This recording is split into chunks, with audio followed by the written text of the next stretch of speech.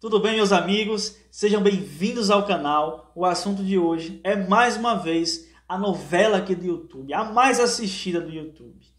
E como segue muitas vezes o roteiro de uma novela, o capítulo de hoje vai falar muito pouco da Flor de Lis. Na verdade, nós vamos falar muito mais do pastor Anderson no Carmo, porque surgiu agora o novo depoimento da Simone e que apontou algumas coisas do pastor Anderson do Carmo de estarrecer. E eu não sei se você vai acreditar, também não sei até que ponto é verdade, mas tenho que trazer essas notícias aqui para vocês. E que pode influenciar sim no curso do caso.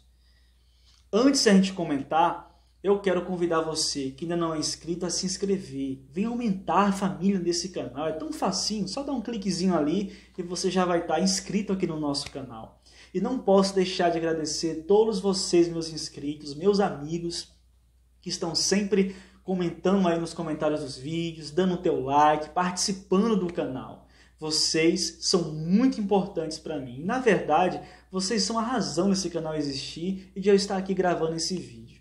Então, um abraço apertado aí em cada um de vocês. E quero pedir para você não esquecer de dar o teu joinha, de dar o teu like, porque o like ele vai engajar o vídeo para que mais pessoas sejam notificadas. Então, faz esse favor para a gente, dá um like aí bem especial para ajudar a engajar o nosso vídeo. Tá certo, meus amigos? Vamos lá. Bom, o fato da Flor de Lis haver se tornado a principal pessoa suspeita de ocasionar o óbito do pastor Anderson do Carmo trouxe muitas coisas à tona.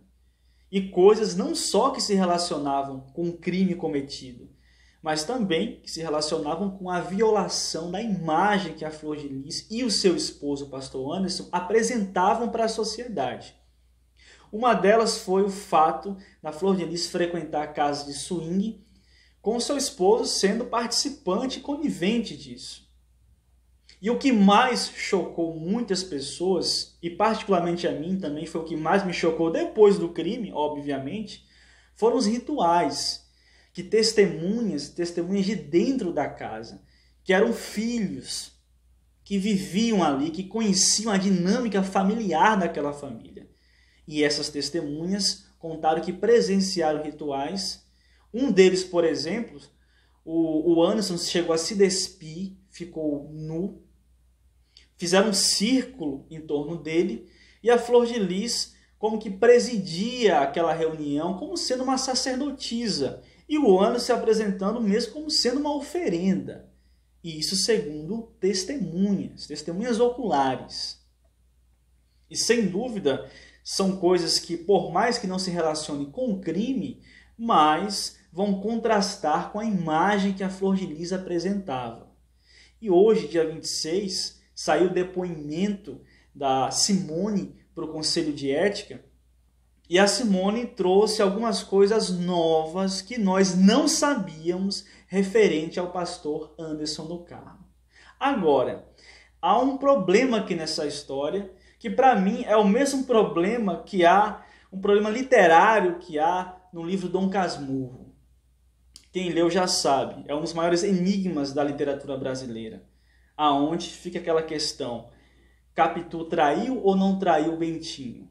Que é o cara que conta a história, que narra a história, onde ele diz que a Capitu o traiu. E ele aponta essa versão. A questão é que ele é um cara ciumento e a Capitu ela já morreu. Ela não está aqui para se defender. Só existe a versão dele apontando os fatos de que ele foi traído. E nesse caso do pastor Anderson do Carmo, não existe mais aqui. O Anderson não está aqui mais, obviamente. A sua irmã, que era uma grande defesa, que inclusive comprou a sua causa desde o começo, também não está mais aqui. A mãe do Anderson também não está mais aqui. Então a gente não tem a versão dele. Nós só temos a versão dos acusadores e de pessoas que estão se beneficiando com a imagem negativa dele. Porque uma vez que o Anderson se torne o abusador da história e outras coisas terríveis que eu vou contar aqui para vocês, isso vai dar uma justificativa para aquilo que a Simone apresentou. E quando eu falo uma justificativa, não é que seja uma justificativa do crime ter sido cometido, porque não existe justificativa para você tirar a vida de uma pessoa. Não existe. Mas traz uma razão, tipo, eu cometi isso como uma autodefesa, eu fiz isso por uma razão específica, vai suavizar o que ela fez, o crime que ela cometeu. Então, ela se beneficia disso. Mas, também existe uma outra coisa, que isso que foi a própria juíza falou. Por mais que o Anderson seja a vítima, e como eu disse aqui, nada justifique o crime cometido contra a vida dele, mas isso não faz dele um santo, e isso não significa que ele não tenha defeitos. Ele pode sim, como foi apontado nas conclusões do Ministério Público, ser uma pessoa que tirava a autonomia da Flor de Lis, exercer e controlar os seus lucros. Ou ele pode até, como as denúncias da Simone apontam e de outras pessoas da casa, haver cometido algum assédio, né? Isso é possível. Porém, deve-se analisar com muita cautela, porque só existe aqui agora a versão dos seus acusadores. E a Simone falou o seguinte: a Simone ela desenhou o Anderson como, na verdade, como um estuprador. Ela disse que o Anderson frequentemente, todos os dias praticamente, assediava ela, tentava violentá-la e que algumas vezes ele conseguiu. Ela também disse que o Anderson fazia chantagens com ela, dava dinheiro para ela para conseguir favores sexuais, dizendo: olha, estou sendo legal com você, então você tem que ser legal comigo também. Você tem que contribuir comigo também. Essa contribuição era de teor sexual. E isso ela até usou para explicar o fato de que o Anderson dava dinheiro para ela, e foi justamente com esse dinheiro que ela pagou a Marzi, para que a Marzi cometesse o crime contra o pastor Anice do Carmo. E aí entra uma questão aí também muito delicada, né? Por quê? O Anice está dando dinheiro para ela, e muita gente até se chocou com isso, porque justamente com o dinheiro dele, ela usou esse dinheiro para querer tirar a vida dele. Isso deixou muita gente indignada, mas ela fala que esse dinheiro que ele dava para ela, até para ela se tratar, né, do seu câncer, ele dava, mas sempre passando na cara e sempre querendo algo em troca, que seriam os favores sexuais. E aqui entra o mais absurdo, que isso ela não entrou em detalhes, porque ela disse que foi instruída pela advogada a falar isso em júri. Então ela está esperando o momento do júri para falar isso detalhadamente. Mas ela conta que o Anderson chegou a abusar, né, de moças menores de idade da casa. Não, eu estou falando moças aqui no plural, mas não sei se foi mais de uma pessoa, né? Mas que ele chegou a abusar de alguém menor de idade dentro da casa. Que ela falou que vai falar isso em júri. Então o Anderson aí ganhou a imagem de um abusador. E ainda disse que o Anderson ele não era querido em sua comunidade familiar, pelos demais filhos que moravam na casa.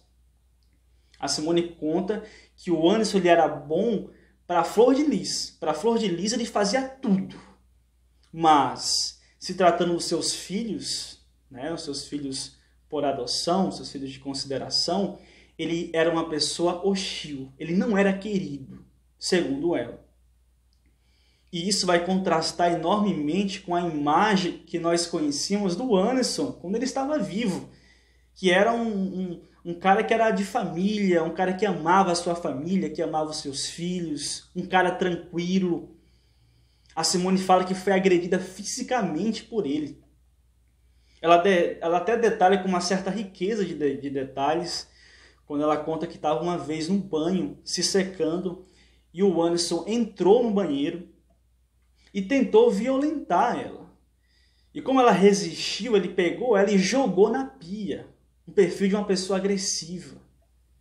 Ela disse que o Anderson era extremamente ciumento concernente a ela e que muitas vezes o Anderson impedia dela sair de casa. Ela tinha que sair no escondido para se encontrar com seu namorado. E que às vezes o Anderson a submetia a viagens junto com a Flor de Lis, onde ela passaria dias fora com receio dela se encontrar com alguém, dela se encontrar com algum namorado. Ou seja, um cara com uma mente doentia, um cara ciumento, um cara obsessivo, um cara agressivo. Um perfil totalmente antagônico ao que nós conhecíamos. E a Simone diz que tem testemunhas que podem legitimar suas acusações, como por exemplo o da Flávia, que era uma moça que trabalhava lá na casa. e que, segundo a Simone, a Flávia presenciou o momento em que o Anderson tentou agarrá-la e ela resistindo. Bom, pessoal, até que ponto essas denúncias são verdadeiras, né? Como a juíza falou, eu não creio que o Anderson ele era um homem íntegro, impecável, né? Inclusive, eu acredito nessas denúncias dos rituais, na própria casa de swing. Eu não sei se essa questão dos assédios são verdade ou não. Seria muito bom que a irmã dele estivesse viva, ou a mãe. Eu acho que daria um pouco mais de luz nesse caso, né? Não sei se o Anderson ele tinha esse perfil, mas são os apontamentos da Simone.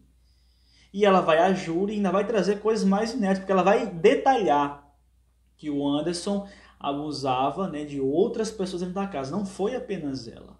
Até porque, como vocês sabem bem, que quando o indivíduo ele tem um perfil de um abusador, nunca se resume a uma vítima só. Quando a gente vem conhecer um abusador, ele já tem um currículo já de diversas vítimas.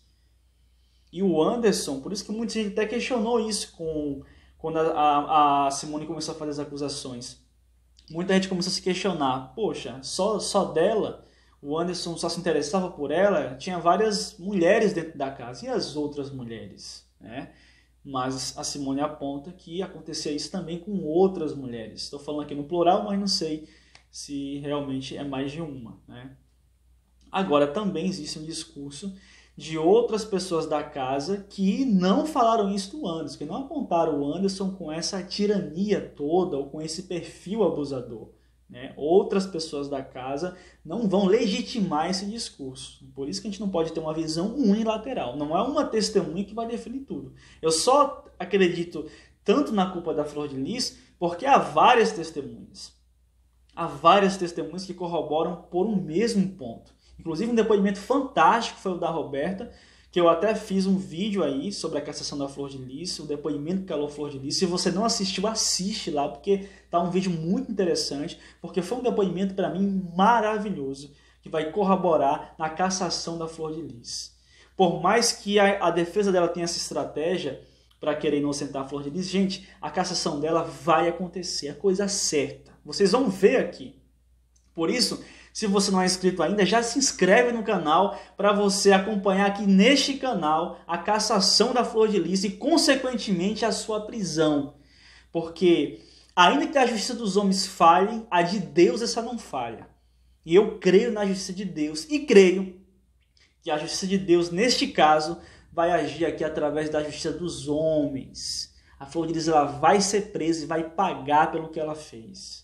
Tá certo, meus amigos? Agora é com vocês, é a versão de vocês. O que vocês acham desse depoimento? O que vocês acham do pastor Anderson do Carmo? Até que ponto vocês acreditam nessas acusações? Agora é com vocês. Se não der um like ainda, dá um like. O que custa? Tô lembrando você, dá um like aí para ajudar o nosso vídeo, tá certo?